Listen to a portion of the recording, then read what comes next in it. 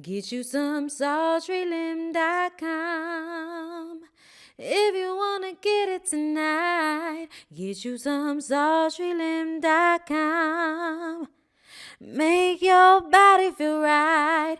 Get you some sultrylim.com. Hey everybody, what's up? It's your girl Bondy Blue, and yes, I am back for another Married to Medicine set. So let's get into it. So the episode starts off with Dr. Heavenly annoying the shit out of her daughter while she's trying to do her homework, talking about she shouldn't be wearing lip gloss. I'm like, that little girl is old enough to wear fucking lip gloss, Dr. Heavenly. Get out of our facial with that, okay? Then Damon, her husband, comes in and she tells him about the accusations of infidelity that Mariah said she had the receipts for. And Damon is like, what? Why would she say that? I've never done anything to her. Why would she say something like that? And from what I'm hearing from everybody, Heavenly definitely bit her tongue and kind of retrieved when Mariah said she had receipts. So there might be some truth to these alleged accusations, all right? I don't know. All I know is I felt bad for Damon at this moment in this scene because it does seem like I ain't never done nothing to you, bitch. Why would you throw me in that water like that? And Heavenly let him know that he's not the intended target. She's the intended target, okay? He's collateral damage. And I get that, and that is fucked up. And when you think about if Heavenly would have took that shit to her husband and actually believed it and actually had a problem with it, how it might have fucked up their at-home life, how it would have been an argument in front of their daughter that she didn't need to hear. And that's what made me mad, because I feel like y'all can say what y'all want to say, but me saying somebody's dick little is not going to fuck up their family life. A lot of y'all was saying that y'all don't think Mariah said anything. Y'all think that Dr. Heavenly was being prejudiced when she said that his dick was little because he's an Indian man. And I'm like, first of all, stop calling everything racist, okay? Shit can be stereotypical. Doesn't necessarily mean it's racist, okay? Racist means you think that your race is superior to everybody else's race. And genetically, DNA-wise, and scientifically, we know that most men that are African American have a higher average in dick size than men of other ethnicities. So let's not act like that was prejudice. I felt like everybody kind of took that as a dig, that it was so deep, and it really wasn't, all right? Either way, whether Mariah said that or not, that was a dig, but it wasn't as big as saying that your husband cheating on you and I got the fucking receipts. So y'all, I'm sorry. I told y'all that sometimes when we be making notes for these shows, we are writing the notes as the episode is going on, so we miss certain things. I forgot that the doctor's name was Dr. Contessa. I don't know why I thought Contessa was like not a real name. I'm sorry. I don't know a lot of people named Contessa. All right, Layla is her daughter's name, but I had written it down wrong in my notes. I'm sorry. It was my first time reviewing this show in a long time. I'm back. I got it. It's Dr. Contessa.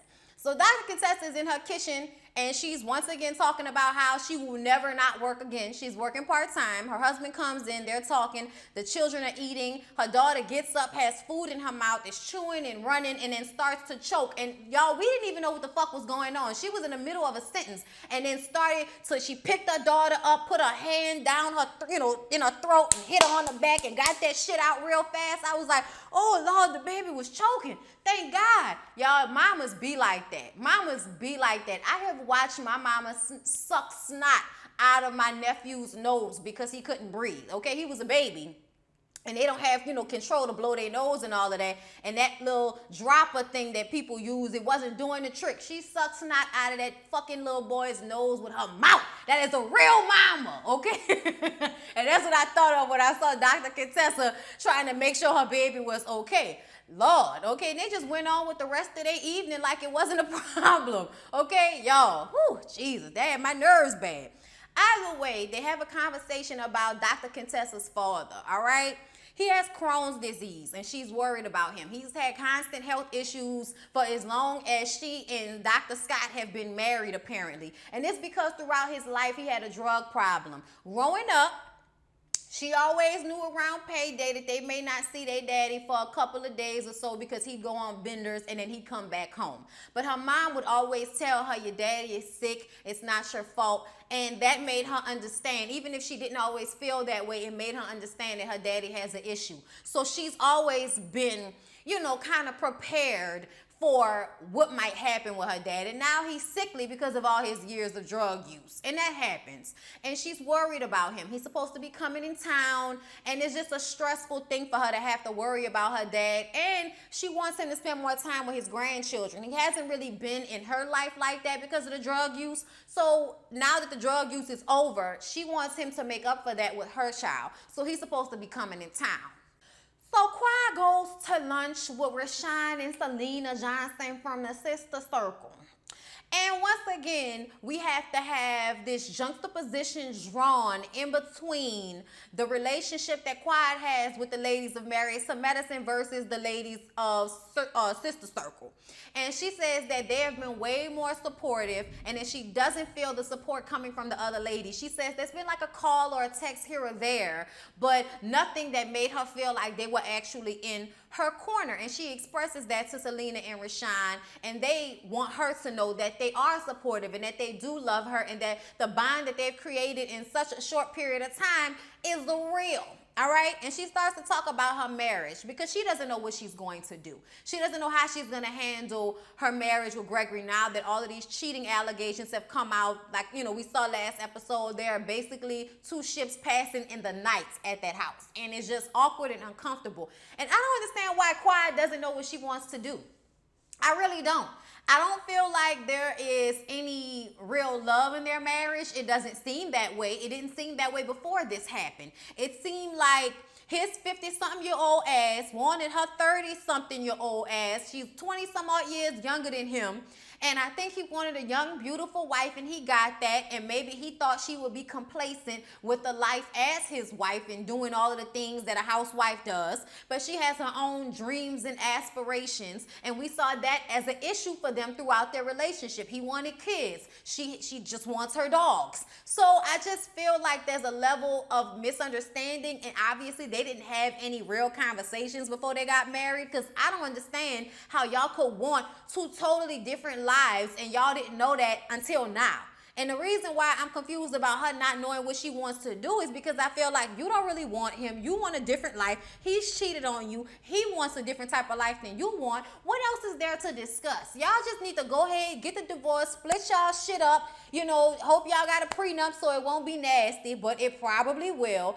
But I just think that Quad and Gregory need to call it quits, if you ask me. Now, I don't know, and I don't like to say, people need to get a divorce, because that ain't none of my business. I don't want nobody saying that I need to get a divorce from my husband. But from the outside looking in, I don't know what else there is to fight over. Just like she don't know if they really even have anything worth fighting for. Y'all, Dr. Simone. Dr. Simone, I don't know what happened in her teenage years, in her 20s and stuff like that. Maybe she was too busy in school, but somebody should have told her to have fun at some point, okay? Because I feel like she is completely out of touch with her sexuality, and that is sad, because she's a beautiful and fine woman. She's attractive. So the fact that her and Cecil are having these issues where they had this problems in their marriage, his infidelity, but they're in a better place.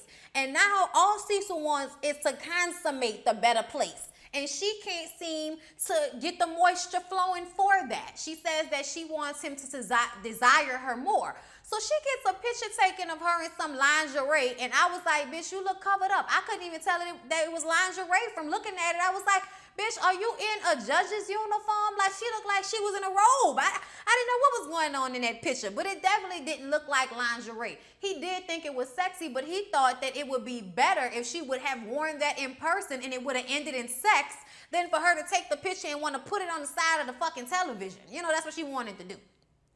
Somehow they go downstairs and they eat, and I feel like they were having an argument, even though nobody was raising their voices and it didn't get nasty. But Cecil was saying that Simone is stubborn. She was saying that he's detached, and he looks detached to me. I don't know what's going on in their relationship. I'm so confused by it. But he seems like, you're not going to give me no pussy? Then all right, then we ain't even got to continue talking. And she was like, well, I'm just going to go to bed then. And he was like, yeah, you always sleepy. And she said, yeah, that's what women say when we aren't getting treated well by our men and we don't want to have sex with y'all. We don't feel good. We on our period. We got headaches, nigga, whatever. I got to wash my hair. So basically what she was letting him know is she don't like the way he was talking to her. She don't like the way he's treating her. And because of that, that is the reason why he's not getting any punani. And I don't know.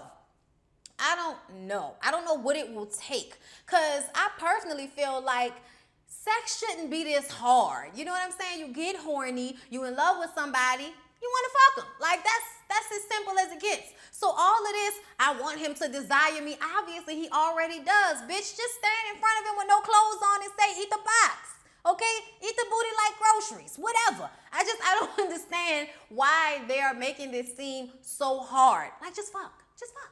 They show us Dr. Jackie doing a little sonogram with Eva, and she's talking about she's ready to induce labor, and they talk about how uncomfortable it is at this point in her pregnancy, and Dr. Jackie gives her the advice to go and have sex. Eva needs to get that prostaglandin in her life, all right, to soften her cervix for when the baby is ready to come out, all right? All I know is, y'all, I wish I could have Dr. Jackie as my OBGYN. But I don't live in Atlanta, and she look like she booked up. Dr. Heavenly goes to see Dr. K. He is a doctor of the minds, all right? And y'all know this bitch been on a wayward spiritual journey for a long time now. So she sits down with him, and basically she wants to talk about how she feels she's being perceived by the other women. They say that she is crass, they say that she's blunt, you know, they say that she's brutally honest. And she doesn't understand why Mariah came at her with the lies when all she comes with is truth and facts. And the doctor lets her know that honesty without compassion is brutality. And I agree with that, all right? I am also a very abrasive person, and I don't mean to be, all right? Some people will be like, oh, Brenda, you think that's cute? Bitch, I'm being myself. I don't think anything about it. I'm just being myself. If that don't jive with you, that don't jive with you. But I don't think that I'm just out here saying mean shit to people and you know, just being as messy as Dr. Heavenly can be. I don't think I give off that same energy. I hope not, Jesus. I would definitely have to correct that. All right? Either way, the doctor shows her pictures of herself. It's pictures of her screaming and hollering at people, and a picture of her with her family, and trying to get her to understand that she does get into a mode where she's a bitch. She does. She gets into a mode where it's obvious that she doesn't care about anybody else's feelings, and she will say anything about her mouth, and she needs to get that together. But in their conversation, I feel like she still doesn't see that she does shit that agitates people. I don't think that she sees it. I don't know what she got out of this whole doctor's visit, because even though he was saying shit to her that should make her realize that she's a part of the problem, she didn't seem to really get that she's a part of the problem.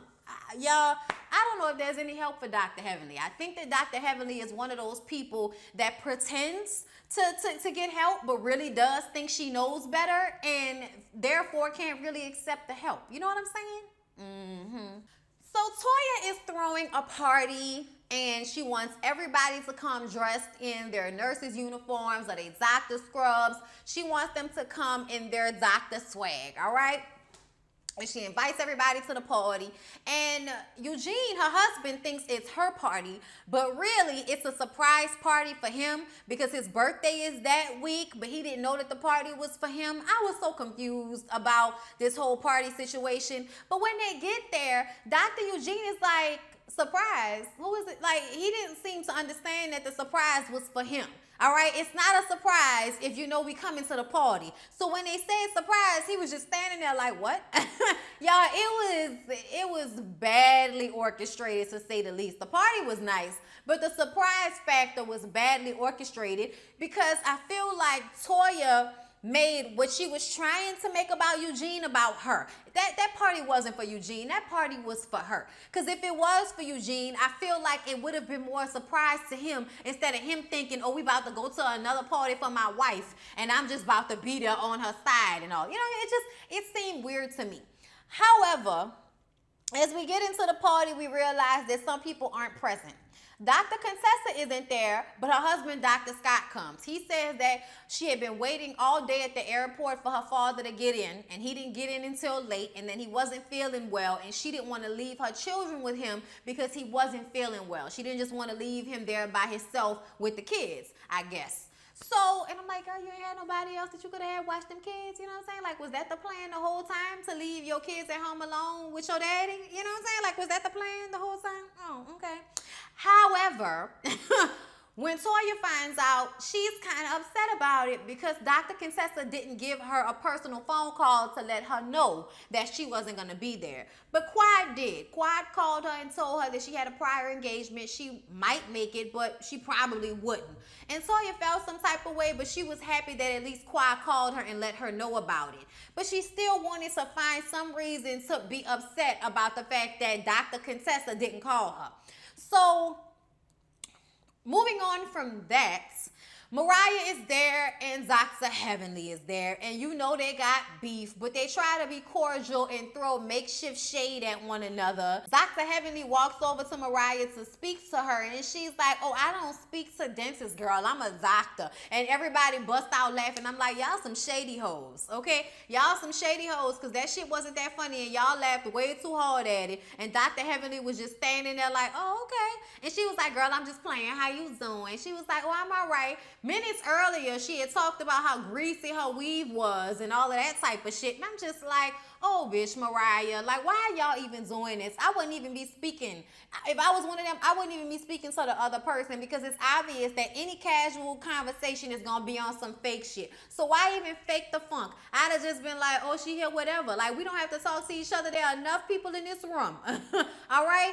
And then throughout the party, we see some tall white chick having a drunken conversation with Damon, who is stuffing his face and doesn't look in the least bit interested in her. It looked like he was more interested in what was on his plate than her. But Dr. Heavenly peeped it and walked over and was like, oh, what y'all talking about? She wanted to know what her husband could possibly have in common with this woman. I'm like, you at a party full of doctors and nurses, but okay. The girl was just saying how I'm so happy that y'all came and, you know, that everybody could be together. I don't know who she was, but her conversation was heard. And she wasn't trying to hit on Damon or anything like that. But Dr. Heavenly came in and made sure that she put a stop to that shit. Okay, Becky with the good hair, get the fuck away from my husband. So it's obvious that Mariah's accusations kind of hit home or made her feel some type of way because she was like a pit bull running behind Damon at that fucking party. I was like, oh girl, maybe there's some truth to it. Where are the receipts? Where are they?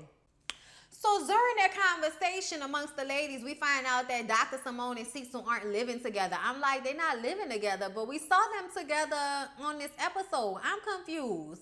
Like, I'm just pointing that out because I want to know if anybody else picked up that during their conversation. They get back to how quiet isn't at the party, and Dr. Jackie says that she understands why she's not there because you fear that the ladies are going to be judgmental towards you when you're going through, a tumultuous situation with your spouse. She understands it. The men are talking about how they need to reach out to Gregory because they don't want him to feel alone. They don't want him to feel like he has no one.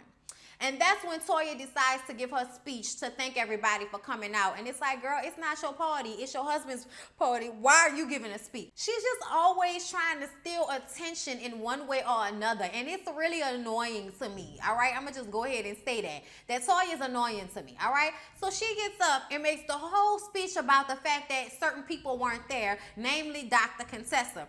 And Dr. Scott was like, I understand that you want to shade people that's not here, but my wife has something going on with her father right now, and there's a hierarchy to what's important to her. So if she didn't call you, it's because she has other shit that's more important going on. Dr. Heavenly picks up her phone and calls Dr. Contessa and puts her on speakerphone and lets them know that she's talking about her. So they give the phone to Toya while Toya's still holding the mic. She was like, oh, no, it's okay. I understand you have to take care of your father. Girl, no, I understand, especially because the last time we had a party, you was talking about how we didn't have no money, and while we was spending all of the money we did have on the party, you had something to say. So I understand why you're not here, girl. That's all right. Go ahead and take care of your daddy. All right, girl, bye. I was like, Toya, what the fuck? And after that, it just made everybody feel uncomfortable. And Dr. Scott was just going off about how she need to be glad my wife not here because she would have definitely gotten that ass, all right? I don't appreciate that. Toya, just because you don't have nothing else going on in your life does not mean that everybody that's your friend owes you an explanation about what's going on in their life. You need to find a hobby, a job, write a book, start a blog. I don't know what the fuck you need to do, but you need to do something so you're not in your feelings every time one of your friends that has families, jobs, and a whole nother world going on over there by them. They don't call you to let you know that they're not coming to the party. She sent her husband in her place. What is the fucking problem, Toya? Oh, girl, you worked on my nerves this episode, and if I was them, I would never come to another party you throw if you gonna try to put people on blast on a microphone and shit. Like,